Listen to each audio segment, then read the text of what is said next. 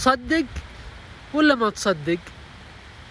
في الثلث الأول من أغسطس 2025 تأتيك هذه السحب التي تكسر الحرارة بوابل ثم وابل ثم عصف ثم مطر ثم هواء بارد معتدل البرودة، وتنكسر درجة الحرارة في الثلث الأول من أغسطس. سبحان القدير. طبعا هذه إحدى سمات أغسطس لا شك، لكنها مبتسرة شوي، يعني خبرها تجي في نهاية أغسطس على سهيل، لكن لله التدبير والحكمة سبحانه وتعالى. على اعتدل الجو. اي نعم،